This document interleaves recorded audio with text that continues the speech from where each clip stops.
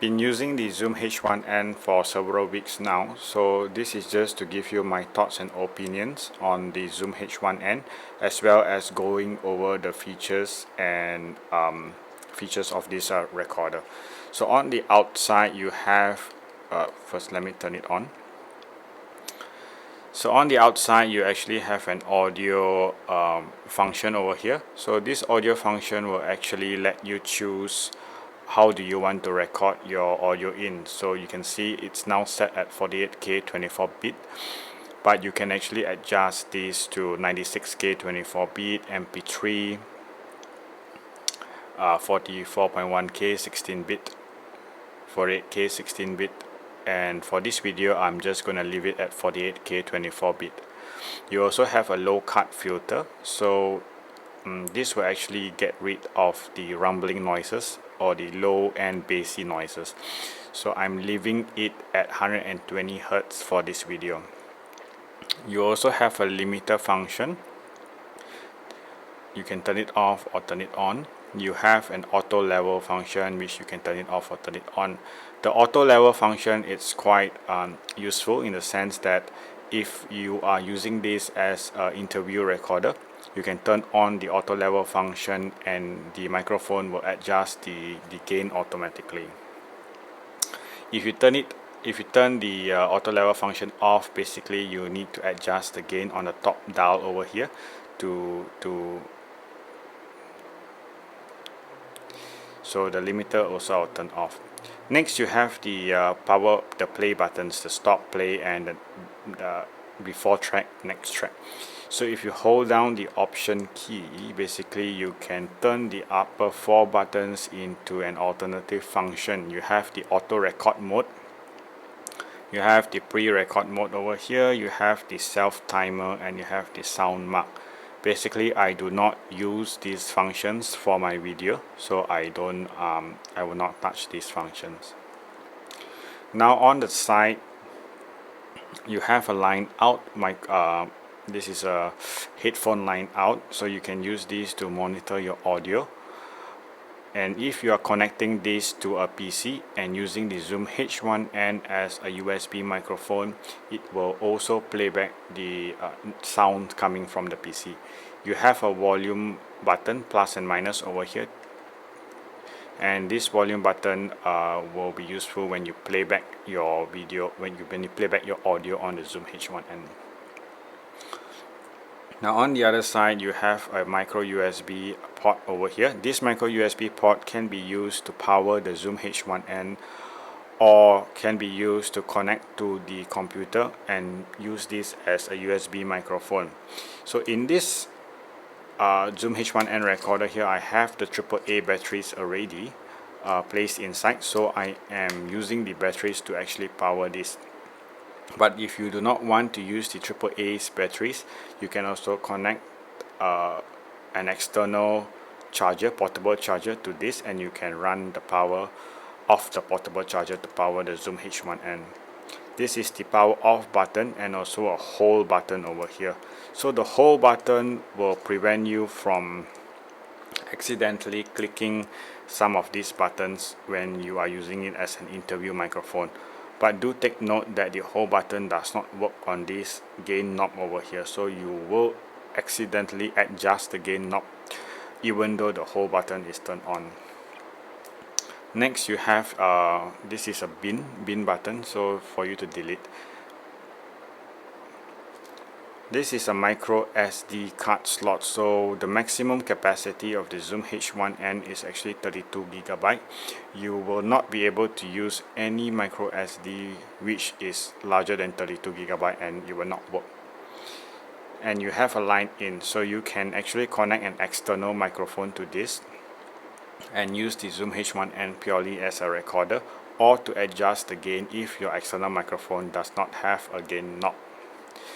Now over on the top here you have this spiral casing, and this actually protects the stereo microphone over here. These microphones are stereo microphones, X and Y stereo microphones, and is extremely sensitive to the sound. and towards the back of the Zoom H1N you have a 1/4 inch knob, screw in knob, and this is actually made of plastic, so if you screw in too tightly you might actually wear off the thread, and this is one of the cons of the Zoom H1N. Now upon purchasing this Zoom H1N, it also comes with an additional accessory. So you have the foam muffs. This will actually prevent the plosives. So this is actually extremely sensitive, so it will capture any wind noises that is subjected to the microphone. So if you put it over the foam muff, basically you will be able to silence off some explosives. So besides that, it also comes with a dead cat over here. So this dead cat is actually very suitable to be used outdoors, so you can actually put it in and you are able to use the Zoom H1N outdoors. Now towards the end of the video, I will do some audio tests with the dead cat on, with the foam recorder on. How does it sound like without the dead cat, without the foam muff? How does it sound like with an external microphone, and how does it sound like connected to a PC? So now I'm going to show how to use the Zoom H1N as a USB microphone. So over here I have the Zoom H1N recorder. One other thing you need is actually a USB, micro USB to a USB-A cable. So this is the one that I have right here, and I'm going to use this. So first you need to attach this micro USB to the Zoom H1N's power outlet, USB-A, micro USB outlet. And the other end you actually need to attach it to the laptop. So you plug this into the laptop.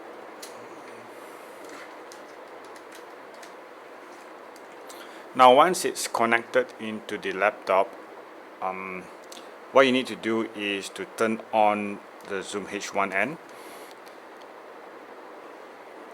And over here you can see that it's asking you to either choose an audio interface or a card reader. So what you need to select is the audio interface, and they're asking you what audio interface are you using. So it's either a Mac PC or an iOS device.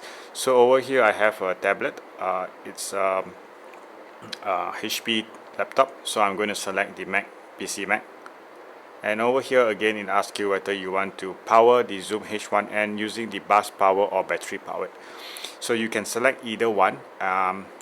For this video I actually have the batteries, AAA batteries already inside, so I can actually select either one, either bus power or battery power. For this video I'm going to use the bus power. And now as you can see, it is already connected as a USB audio interface, and the options that you can use is similar. The audio, it's actually fixed at 44.1 kilohertz. Low cut you can actually adjust it off 80 Hz, 120 Hz or 160 Hz. Normally I actually leave it at 120 Hz. Limiter you can also turn it off or turn it on depending on what you want. For this video I'm turning the limiter off. Auto level is also turned off, but you can select it to be off or on based on your preference. Now another option that you can have is also to connect microphone line in. So if you have an external shotgun microphone or any other microphone, you can actually plug in the microphone over here, and you can use that microphone as the USB interface. So the benefit of that is that you are able to adjust the gain over here from that microphone.